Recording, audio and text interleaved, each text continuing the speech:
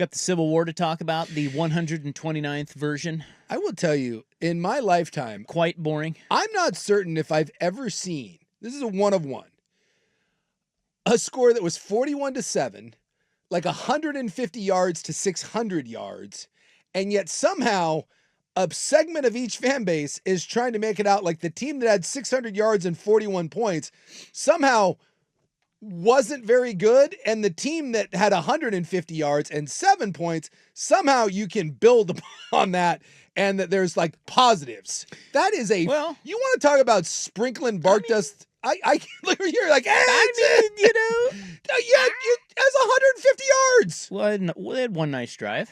One. Yeah. One. It's more than zero. That's true.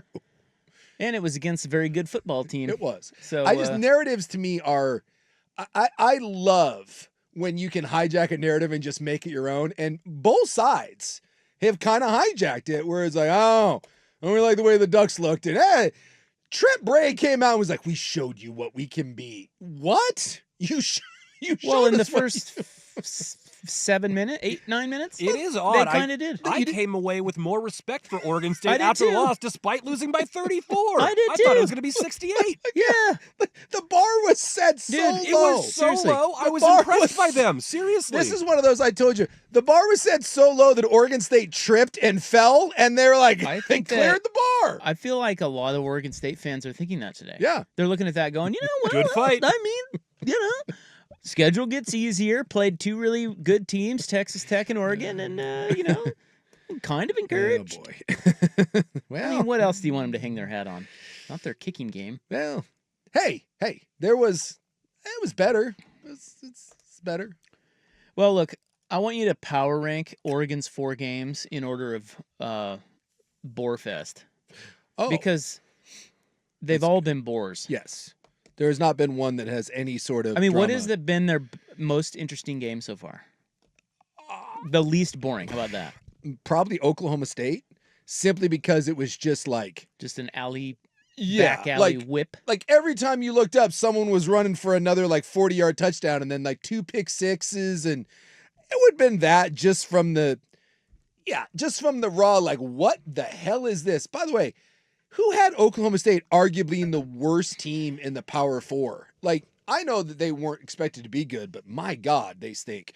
So I'd say Oklahoma State, Least boring? least boring, and then I'll probably go Northwestern, Oregon State, Montana State. Yeah, Northwestern was I think Northwestern was their least boring. Yeah, Northwestern actually, A decent game. yeah, early on, Northwestern was moving the ball a little bit, and I mean Oregon State.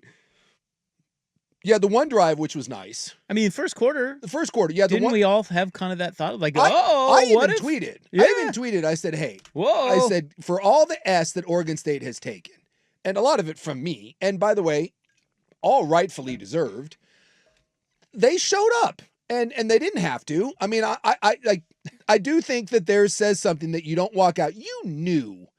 I've been in games like that where you're like, God, here it goes. Like, I'm just about to get my teeth kicked in. And there wasn't a woe is me sort of mentality. And they came out, and I appreciated that there was a fight. And you're sitting there 7-7, and I said, well, damn it, rivalry games matter. Funky stuff happens. Maybe they can find a way to muck this up.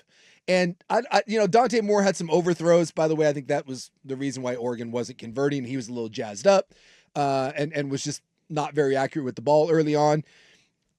And then after that drive, I don't think Oregon State had a first down after that, the second drive they had, because they went 3 and out the first one at like 2 yards.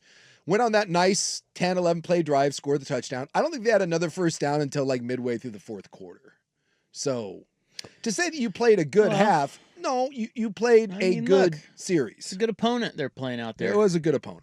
So So that's probably all we need to talk about with that game, don't you think? well, I mean, it goes back to from now, like this is where honestly the season starts for both teams. For Oregon, you will learn more in one half at Penn State than you did in the 4 previous games. And by the way, all of a sudden the game after Penn State, this is Penn State's a better team than Indiana, right? Top to bottom. But if you want to know where Oregon's defense is going to be challenged more, I have seen very little of Indiana, although I did watch most of that game. I have watched every snap that Penn State has played this year of meaningful football. Indiana will test Oregon's defense more than Penn State's. Or Indiana's offense will test Oregon's defense, I should say, more than Penn State's. You say what you will about Indiana, and I hate the way they schedule, and I think their coach is kind of a blowhard. Dude, that guy knows how to coach, and they have an offensive scheme that stretches you sideline to sideline, end zone to end zone, and they have some really good concepts, and they put a lot of pressure on you. And Oregon has had some breakdowns in coverage in the secondary. It is a very young secondary, one of the youngest in the country, and Indiana is going to test you. So we don't just get Penn State. We get Penn State and Indiana back-to-back. I'm jazzed that we're through all this other crap where Oregon can sleepwalk, and they probably were sleepwalking through both Northwestern and Oregon State. So I love we're at the point of the year now where it's time to buckle your chin strap and find out how good are the Oregon Ducks. And by the way, for Oregon State, on the flip side of things, you went through a very tough slate, right? And we knew going in that 0-4 was a real possibility. Didn't want to believe it with Cal and Fresno State, but you had no chance of beating Texas Tech. You had no chance of beating Oregon. Now you're into the part of the schedule that if Oregon State has a spine and a backbone, and Trent Bray's the guy, Houston, App State, Wake Forest, Lafayette, Washington State, Sam Houston, Tulsa, Washington State. There's not a team on there that you shouldn't be able to beat or at least give a hell of a down to the wire. So if you have some pride and you are the guy, Oregon State needs to start stringing together wins. You know, and say that those first 4 weeks are not who we are, and that's not where this program is headed. And if you can't do that against Houston, App State, Wake Forest, and Lafayette, by the time you get to Washington State, dude, get rid of the guy. This is now go time for both squads. Just different goals, but all the play around stuff is over. It's time to put your foot on the gas and see what you're made of.